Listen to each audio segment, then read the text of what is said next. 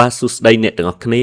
នៅក្នុងវីដេអូនេះខ្ញុំនឹងបង្ហាញអ្នកទាំងអស់គ្នាអំពីការណែនាំទូទៅអំពីកម្មវិធី Adobe Premiere Pro ចំណុចទី1និយាយអំពីនិយមន័យរបស់វាតើអ្វីទៅជាកម្មវិធី Adobe Premiere Pro កម្មវិធី Adobe Premiere Pro គឺជាកម្មវិធីសម្រាប់ធ្វើការកាត់តវីដេអូកម្រិតអាជីពដែលគេហៅថាជាកម្រិត Professional ហើយការកាត់តវីដេអូហ្នឹងគឺវាផ្អែកទៅលើ timeline ហ្នឹងគឺសំដៅទៅលើកន្លែងដែលកាត់តវីដេអូហ្នឹងឯងហើយកម្មវិធីហ្នឹងគឺវាបង្កើតឡើងដោយក្រុមហ៊ុន Adobe In កម្មវិធី Adobe ហ្នឹងវាមានជាកោរបស់វាមានច្រើនមាន Adobe Photoshop Adobe Illustrator Adobe Animate Adobe Premiere ហ្នឹងហើយមាន Adobe អីច្រើនទៀតបាទរាប់អស់ទេចំណុចទី2នេះតើកម្មវិធី Adobe Premiere Pro ហ្នឹងយើងរៀនអំពីអីខ្លះខ្ញុំនិយាយខ្លីឲ្យងាយស្ដាប់ទៅកម្មវិធី Adobe Premiere ដែលខ្ញុំបង្រៀននេះគឺខ្ញុំនឹងបង្រៀនចាប់តាំងពីយើងបើកកម្មវិធីយើងធ្វើការរៀបចំផ្ទាំងការងាររហូតទៅដល់ចំណុចចុងក្រោយគឺយើងបញ្ចេញជាវីដេអូដើម្បីយកទៅប្រើប្រាស់ពាក់ព័ន្ធនឹងការរៀបចំផ្ទាំងការងារចំណុចទី1នេះទី1យើងត្រូវចេះរៀបចំ Workspace គឺសំដៅទៅលើផ្ទាំងការងារឬក៏ interface ហ្នឹងនៅជាមួយគ្នានឹងឯង interface វា cover ទៅលើ workspace ហ្នឹង workspace បានន័យថាជាផ្ទាំងដែលយើងកំពុងតែធ្វើការងារហ្នឹងតែយើងត្រូវរៀបចំផ្ទាំងការងារបែបណាជាទូទៅ Adobe Premiere នេះគឺ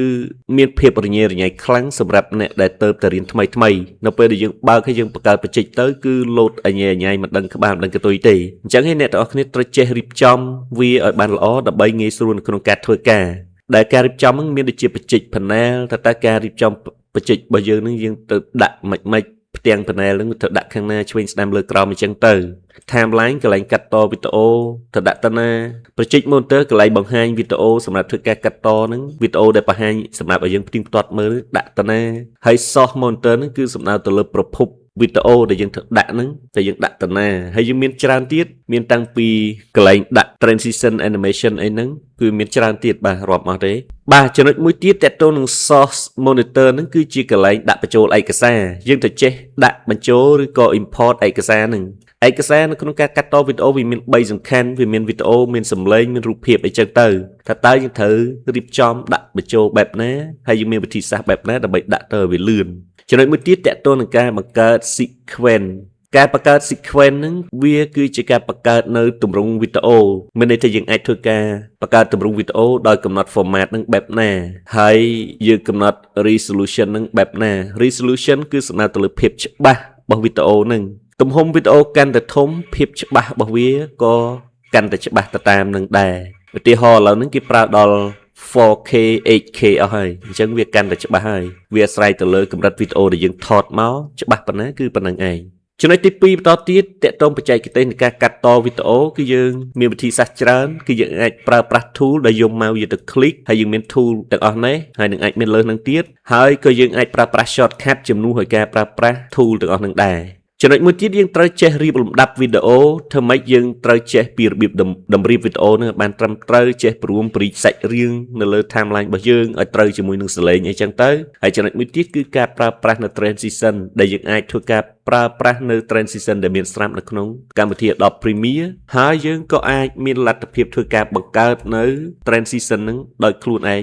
បានផងដែរមួយផ្នែកទៀតសំខាន់គឺការកែសំឡេងឬក៏ដាក់សំឡេងទៅលើវីដេអូរបស់យើងហ្នឹងយើងត្រូវចេះធ្វើការគ្រប់គ្រងសំឡេងចេះបន្ថែមចេះដំឡើងចេះបន្ថយសំឡេងអញ្ចឹងទៅហើយមួយទៀតបញ្ហាធំដែលយើងតែងតែជួបប្រទះនៅពេលដែលយើងថតជាវីដេអូមិនថាប្រើកាមេរ៉ាឬក៏ទូរស័ព្ទដៃទេយើងថតទៅវាជាប់សំឡេងខ្យល់អញ្ចឹងយើងត្រូវចេះកាត់សំឡេងខ្យល់នឹងចោលហើយ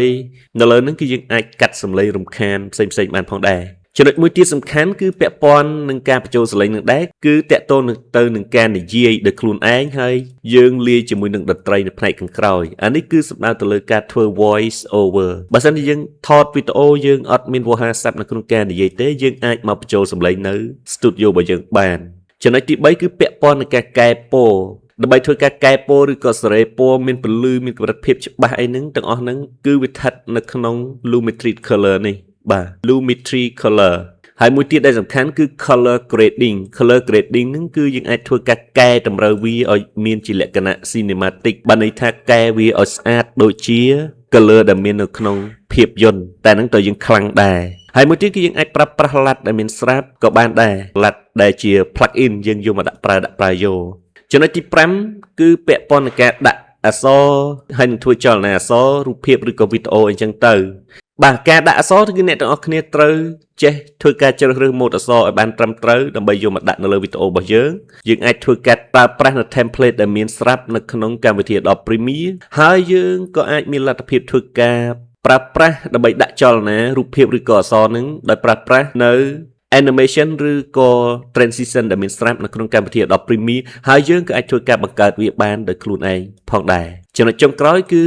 នៅពេលដែលយើងអនុវត្តផ្នែកខាងលើចប់សពគ្រប់ហើយវីដេអូរបស់យើងគឺត្រូវបានបញ្ចប់អញ្ចឹងយើងត្រូវចេះបញ្ចេញវីដេអូយកមកប្រើប្រាស់ជាទូទៅយើងចេះបញ្ចេញវីដេអូជា MP4 ដើម្បីប្រើប្រាស់ជាទូទៅហើយការបញ្ចេញវីដេអូនេះដែរយើងមានជាការបញ្ចេញវីដេអូជាលក្ខណៈស្តង់ដារហើយអ្នកទាំងអស់គ្នាក៏អាចធ្វើការបន្ថយទំហំឲ្យតូចទៅតាមការចង់បានផងដែរហើយស្តង់ដារនៃការ render ឬក៏បញ្ចេញវីដេអូហ្នឹងគឺគេប្រើ standard H.264 សម្រាប់ឥឡូវហ្នឹងដោយសារតែវីដេអូឥឡូវគេប្រើជាលក្ខណៈ Full HD អស់ហើយ 4K 8K អញ្ចឹងទៅស្តង់ដារវាគេដាក់ចេះមិញខ្ញុំនិយាយហើយតាក់ទងនឹងការគ្រប់គ្រងទំហំឯកសារហ្នឹងពាក់ព័ន្ធនឹងការបញ្ចេញវីដេអូដើម្បីងាយស្រួលយកទៅ upload ហ្នឹងមានន័យថាគេមានជម្រើសសម្រាប់ឲ្យយើងធ្វើការ export វីដេអូបញ្ចេញមកក្រៅហ្នឹងសម្រាប់យកទៅ upload នៅលើ Facebook TikTok ឬក៏ YouTube ទៅតាមស្តង់ដាររបស់គេប៉ុន្តែយើងមិនបាច់ប្រើប្រាស់វាក៏បានដែរបាទអញ្ចឹងមេរៀនហ្នឹងគឺមានតែពីរហ្នឹងទេទី1យើងស្គាល់ពីនិយមន័យចំណុចទី2អ្នកទាំងអស់គ្នាត្រូវដឹងថាតើតាំងពីចំណុចចាប់ផ្ដើមរហូតដល់ពេលយើងបញ្ចេញវីដេអូហ្នឹងត្រូវមានដំណាក់កាលអីខ្លះយើងអនុវត្តអីខ្លះហើយអ្នកទាំងអស់គ្នាមិនទាន់យល់មិនទាន់ចាំឥឡូវហ្នឹងក៏បានដែរអត់អីទេព្រោះយើងត្រូវរៀនលម្អិតវាឡើងវិញម្ដងមួយឡើងវិញបាទខ្ញុំសូមបញ្ចប់វីដេអូតែត្រឹមប៉ុណ្ណេះសូមអរគុណចំពោះការតាមដានទស្សនានៅវីដេអូឃ្លីបមួយនេះ